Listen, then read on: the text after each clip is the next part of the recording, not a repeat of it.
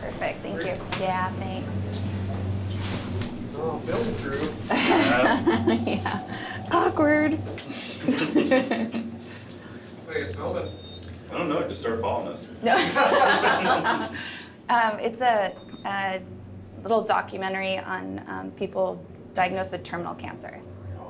Yeah. That's... I know, wow. My dad's an athlete, so I know what that is. No.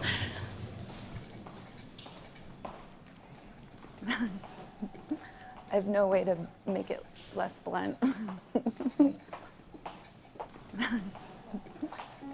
We're hunting for unicorns.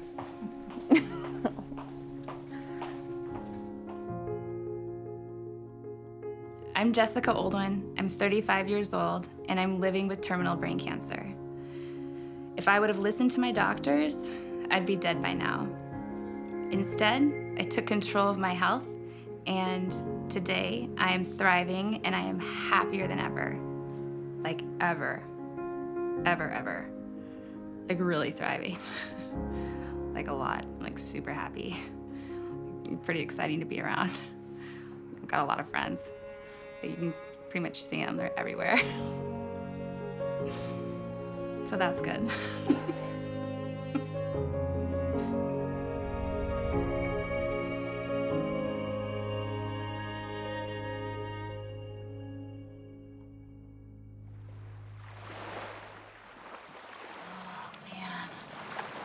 It's so calm over here. Seems like a healing place to live. It is. It's very calm. It's a good pace of life for us, for sure. We moved out of this city because I think you noticed that I'm epileptic after all the brain surgeries. So there's a lot of triggers that can cause me to have seizures, and so moving here has been like a godsend. You know, it's so much calmer. I do my walking group, and it's all these women that are like 50, 60, 70 plus. And it's like me and all my ladies. And they're like just angels, and it's just really fun. And so that's kind of the crowd I'm hanging with in the Edmonds area.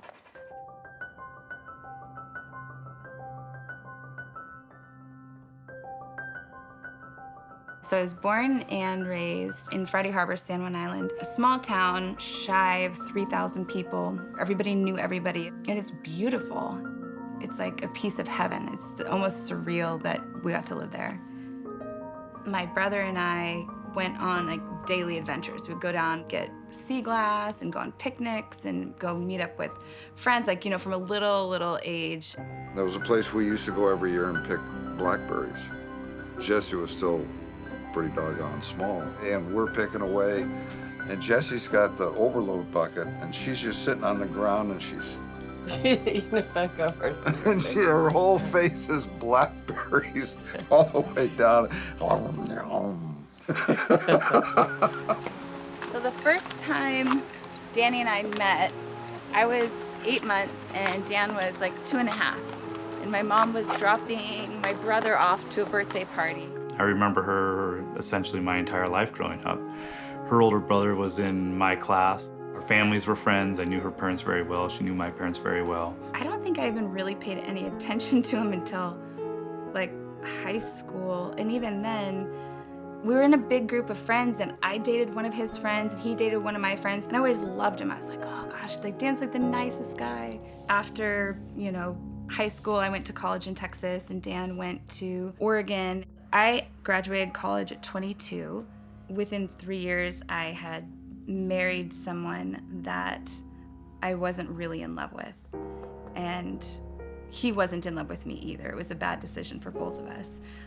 I think the funny thing, or the interesting thing, is that Danny was at the wedding. There was a moment during the reception after the wedding where she was essentially being passed around to different dance partners, saying goodbyes to everyone and stuff like that. And when she got to me, she put her head in my chest and started crying.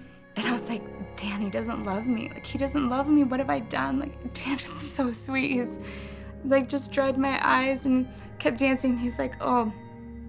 It's like, how could they not like you? Like, you're so wonderful. You're so sweet. They'll like you. It'll be okay. And I pulled it together. And then, you know, then somebody tapped on the next one, and I came over, and it just went on, and I didn't tell anybody. I didn't tell my parents. I didn't say anything to anyone, but I knew I had made a huge mistake.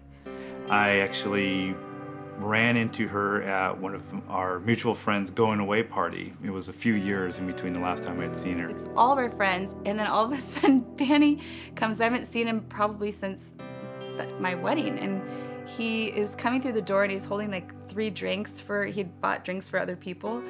And as he was coming through the sliding glass door, he looked up and we got eye contact, and he tripped at the drinks. And I was like, oh my gosh, that's the cutest thing ever. It's funny because later we were talking about it. He's like, yeah, I tripped because I was looking at you. I was like, that's a huge compliment. I'll take that. I had invited her to my company Christmas party, and in my mind, it was definitely a date. She thought it was a get-together with friends. We got our coats and we're in the elevator, and at the very end, he kissed me in the elevator, and I went back and I'm like, what are you doing? He's like, what do you think I'm doing? I'm kissing you. I'm like, you like me? And I'm laughing just like this. He's like, yeah, what did you think? I'm like, I don't know, I had no idea. And so, I mean, I kissed him back, and we've just been together ever since.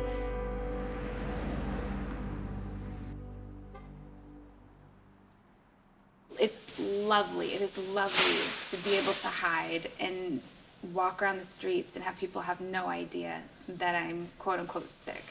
But it is hard with the people that I love, that there's no way for them to understand the amount of stress that it is to just have this hanging over your head at all times and how it affects your daily life. So I have seizures because of the surgeries and stuff.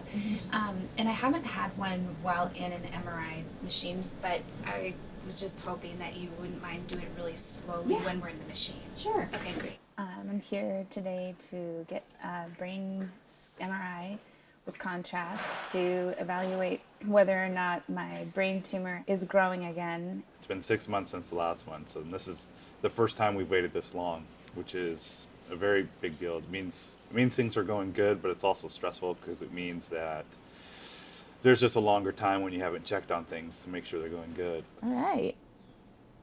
Okay. Thank you so That much. was good, and you have a good day. You too. You guys are so wonderful.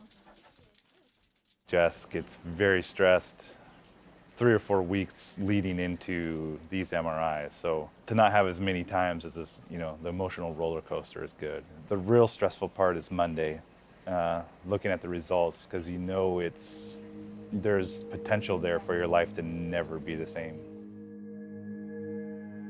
A little bit over a year into our dating, Dan lost his job with the recession because of downsizing. So Dan was visiting me in Wenatchee, and we went snowshoeing. And while we were snowshoeing, I had what I now know to be a thunderclap headache. She couldn't talk, couldn't really see, couldn't do anything. Just kind of had to sit still and wait for it to pass, and it was terrifying.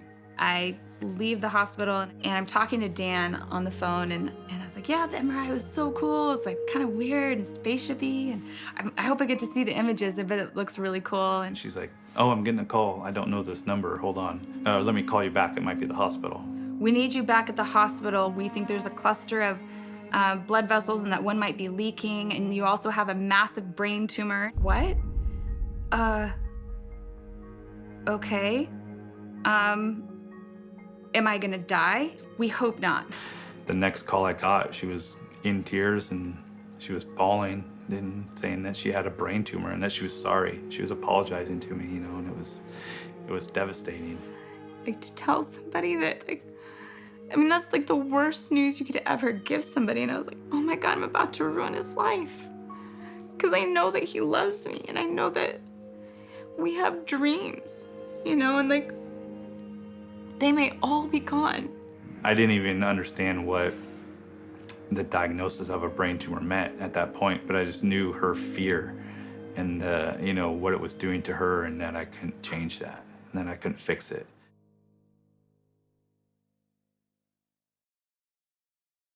I remember asking them, nobody lives from this? And they said no. And there's got to be a percentage of people. And they finally said, oh, sort of as a gift, maybe 1%. Dan asked me to go for a walk, and we walked up the hill, and he dropped down to his knees, and he asked me to marry him. And I told him no, because I thought that I was probably gonna die soon, so I didn't want him to like have me have like all this medical debt and then have him like be mourning me and then have a whole bunch of debt. I understood why, and but I just wanted her to know that regardless of anything that was going on, whatever the situation came out of this, and that I wanted to be with her forever.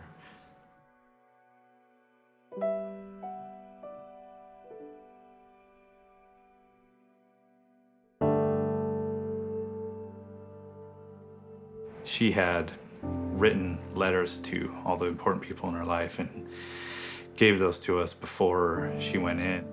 It was one of the hardest things I've ever read. So precious, and such deep thought went into those letters. It was incredible. She knew she was facing the gate, that there was a reasonably strong chance she wouldn't come out. She doesn't know, I can't read my letter. I can't read my letter.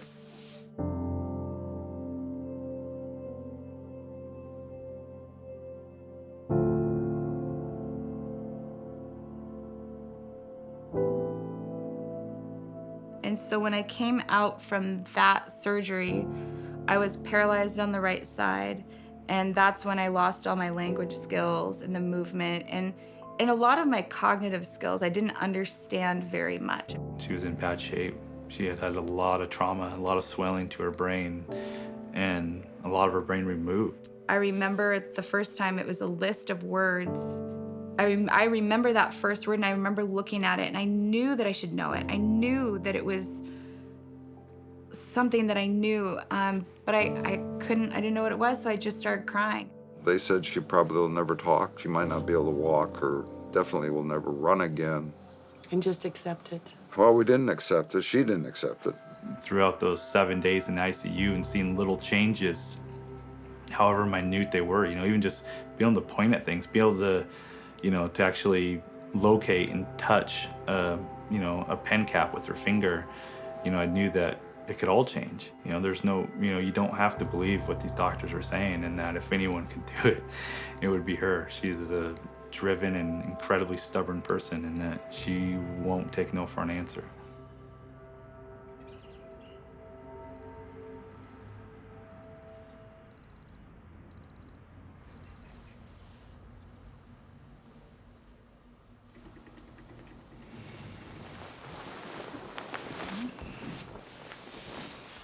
Morning. Want some breakfast? Yeah. Coffee. You always want coffee. Coffee.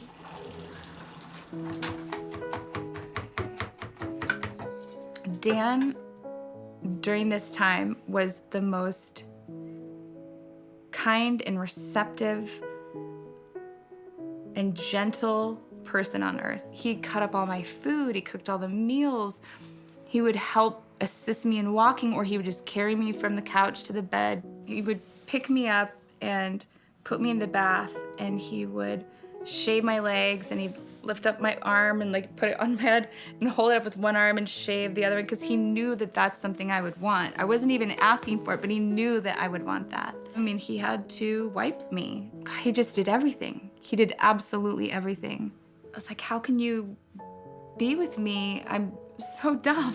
And he's like, but you're so fun. You're still you. You're still like so funny, and we laugh all the time.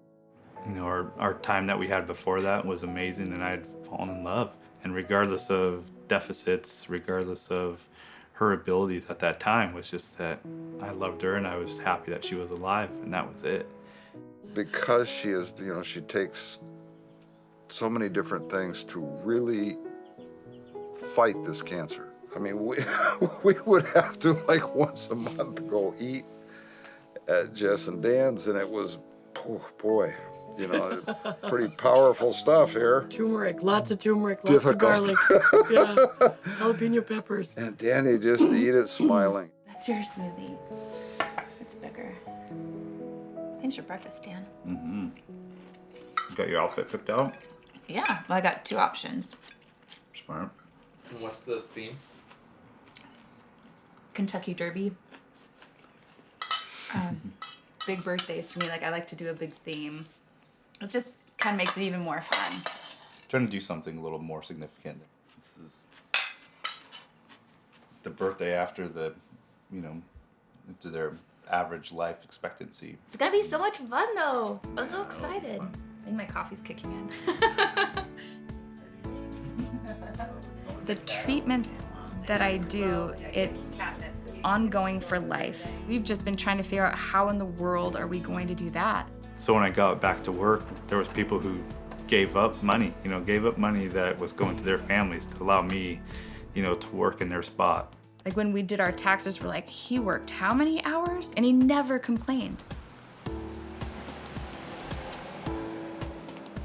He proposed, oh man, there has to be at least 3 times. To me, I was like, I still don't know how long I have to live. I don't want this for him. I proposed to her again. We were up in Friday Harbor, where we're from, and drove out to the west side of the island, which is, one of the more beautiful spots I've ever seen, and very, very romantic. And I proposed to her there, and she, I'm sure reluctantly, but finally said yes. Probably within 3 months, we actually signed papers. We had made plans, we talked about, we were just gonna ask everyone to come down to the beach, and we were gonna get married there. And at this point, Jess was still, dealing with some deficits, and kind of pulled the plug on that. And eventually, someday, we're talking about maybe our 5-year anniversary, we'll have an actual wedding or something like that. So it'll be well worth it whenever it happens.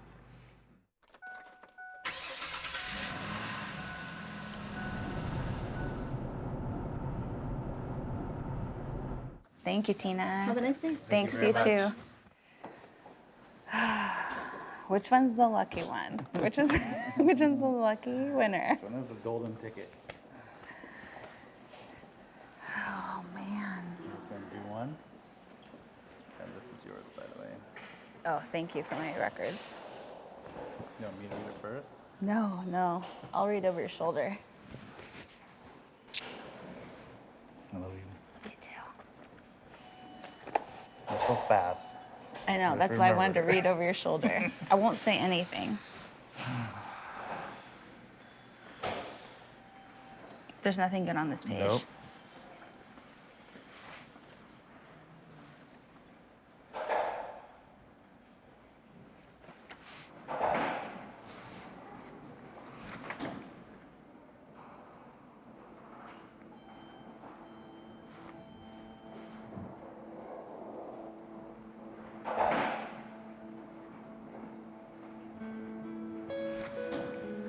Looks good. I think it looks good.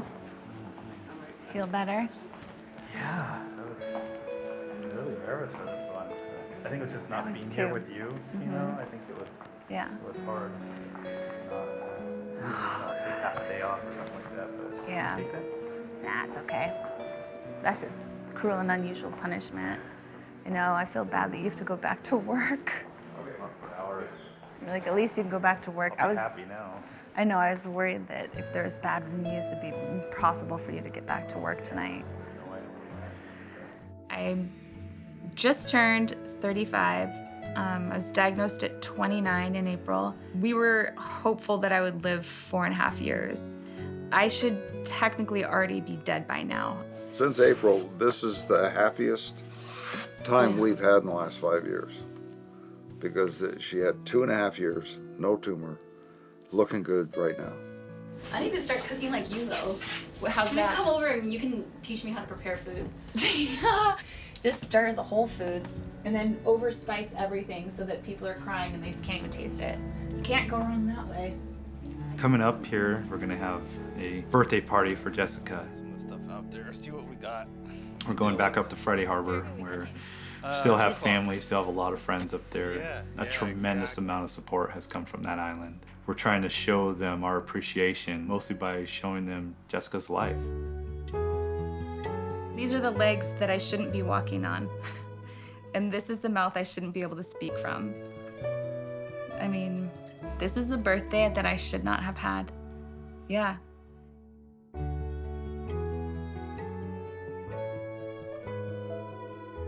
So do you want to talk about your birthday surprise? You mean the real surprise? Okay. So, my 35th birthday party is actually a surprise wedding for Dan. And Dan doesn't know, and he thinks it's just my birthday. And meanwhile, behind the scenes, we have been planning and secretly conniving behind his back. Love you. You too. Have fun. Let me know if you need anything. Okay. Text me like the whole time. I'm joking. I won't really be on my phone. No, you're gonna be busy. Okay, have fun. All right. This is a gift that I could never have given Dan when he's done everything for me. You remember when we spoke on the phone? You were telling me, and I asked you, what's like I was like, what's something you've always wanted to do for her, give her? And you said, what'd you say? Wedding ceremony. Remember what I said? What else? I said, what else? What we're gonna go do, she doesn't know, because you and I are gonna go make a video. Basically, it's gonna be that like Indiegogo fundraiser where I'm gonna use all my followers and like everything that I have, and we're gonna raise money so that you can throw her like a surprise wedding. That's amazing. Thank you, sir. To be able to have Dan experience I mean, look at a ceremony and everything that goes with a wedding, it's gonna be awesome. He's gonna blow his mind. Let's hope. So it'll be, hi, my name is my name, and then you'll just jump in and say your Just say my name. Yeah. Hey everyone, I'm Justin BALDONI, I'm Dan Carroll. and we come to you today with a very special message and an even more special request. We direct a start again. This is gonna take a while. That's fun. So I have a really, really big surprise for you. What? Like a really big one. Am I gonna choke on my candy? There's a gift that you might choke on your candy. There's a gift that someone wanted to give you. Someone that like heard your story, was blown away, and can't even. I know. I was like, when is she gonna cry? She's gonna cry anyway. I'm surprised you're not crying yet. I'm surprised I'm not crying yet. She couldn't be here, but she wanted to send a personal hello and a gift to kind of tell you how much your story moved her. So there's a really special present. Is this the dress that you dreamt of? Oh, that is. Oh my gosh. Are you serious? Nicole Miller heard your story and was blown away. Gosh. Oh my gosh, that's insane. Stick my head in there. Thank you. Oh my gosh. I can't believe that. I'm so excited to put it on.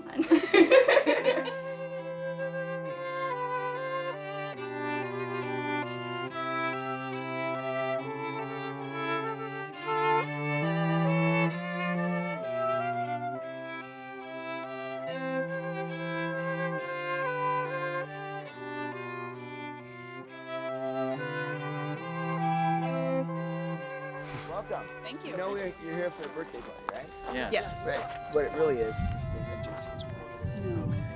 Oh my goodness. Welcome. Thank you. Thank you. Hold on one second. You know this is a birthday party, Yes. right? But it's really not. It's a surprise wedding. Oh. That is Dan and Jessica's awesome. wedding. I'm so happy to That be is- here. Oh. So I thought you should know. Oh my Jessica, God. wedding date. Wow. Perfect. I'm totally gonna cry.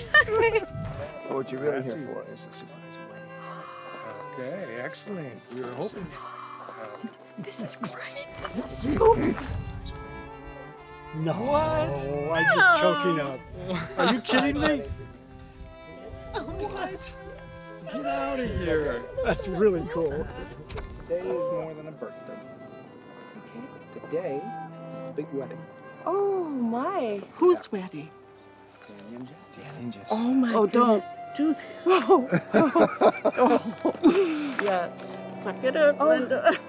To know so deeply how badly they wanted to have this island wedding, and then to have it happen, it would just, it thrilled us for them, you know, because we knew how important it was. Pretty neat. Well, now you're gonna get to see them. Come on, you're good. This will be awesome, huh? Yeah, it's gonna be so awesome. So Jessica obviously doesn't know that you've written a speech. All the stuff that's in my head it's been in there a long time, so it won't be hard to pull it out. Like, what do you think you've not told her? Well, I'm fairly confident that she knows how much I love her, but I think what I want to tell her is what she has done for me. She talks a lot about what I've done for her, but the thing that I want her to know is what she has done for me. Well, that's a really good thing to talk about, because let me tell you something. My friend, welcome to your wedding. Mom? This is my mother. Hi. Yes. Hi, I'm Justin. Hi, Justin. Nice to meet you. Why don't you take your son down the aisle? All right. Are you ready? No, but yeah. I think my dream is just to be old with her. You know, I mean, that's bar none the most important thing. You know, if I had to, you know, not take another vacation for the rest of my life, or not see another, you know, pretty sunset or whatever it may be for the rest of my life, I'd be fine. You know, so I mean, that's the thing that I want. You know, more than anything, it's just to be old and probably crotchety at each other, and you know, but still deeply in love, and remembering these silly times of how worried we were at one point. You know, that's really the only thing that matters.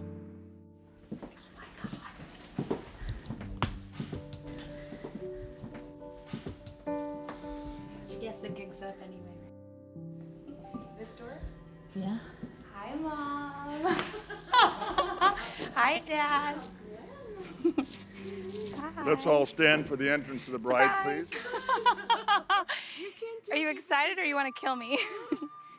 I thought you'd like it. Oh, I honey, thought we're so. just so Hang on, cute. hugs Wait, and wait. kisses first. Oh, Mom, I love you so much. Dan, thank you for loving me so deeply, for always helping me heal and making me laugh even when things were just incredibly hard. Thank you for always being so selfless. I appreciate the way that you love me. Hey, that's not allowed. Not till I say so.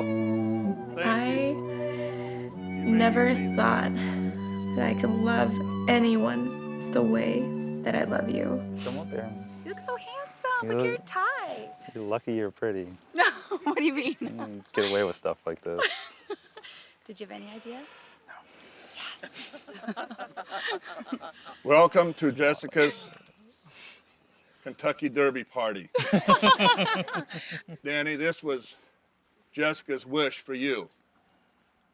This was her dream, that the two of you might have a island wedding in front of family and friends. And Jessica, I don't know if you know, but this was also Danny's wish for you. Well, I think we saved each other's life. I don't know what my life would be like without her, but it wouldn't be what it is now. It wouldn't be as fulfilling, it wouldn't be as fun, it wouldn't be the life that I want, you know, which I know now, this is exactly what I want, being with her.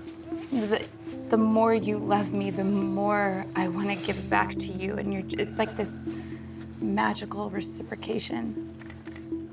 And it's the biggest gift, and this wedding was a surprise. I know.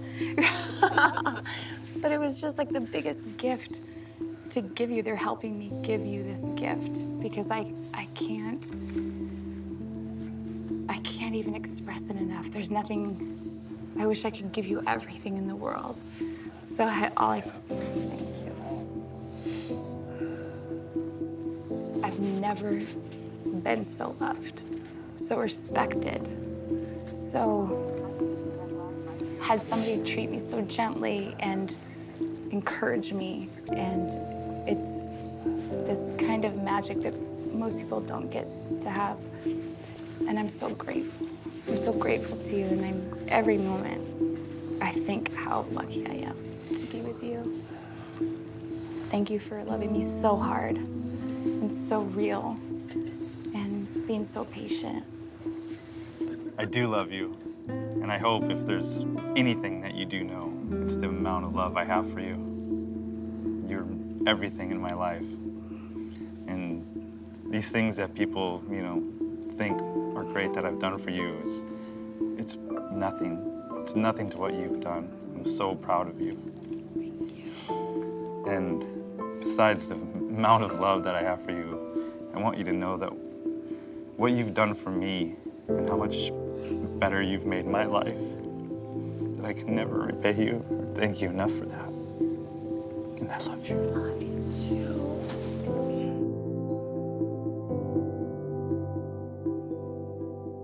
Truly, the biggest fear that I have is for her to be scared at the end and for me not to be able to do anything about it. To think about her being, you know, scared at the end and to not being able to comfort her, not be able to reassure her, that's the one that, as you can see, really breaks me up.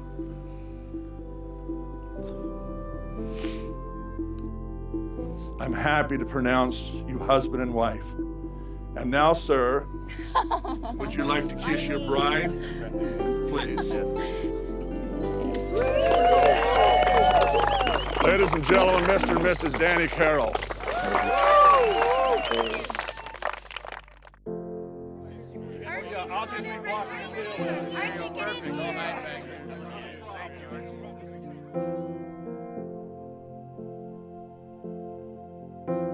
She's everything to me. She's the most important thing in my life, and I'm very, very proud of her.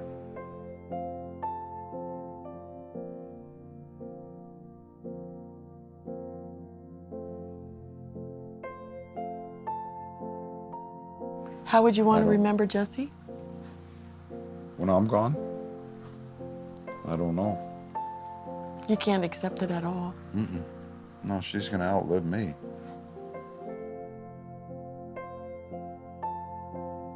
Jess, I selfishly want to hold on to you forever. You are such a precious thing. I know how to be selfish. I've been selfish many times in my life. And you don't know how. You're like your mother. You just, all your consideration is for other people, to make them happy. And to keep yourself alive so you can make other people happy. You're just the most beautiful, precious thing I've ever known.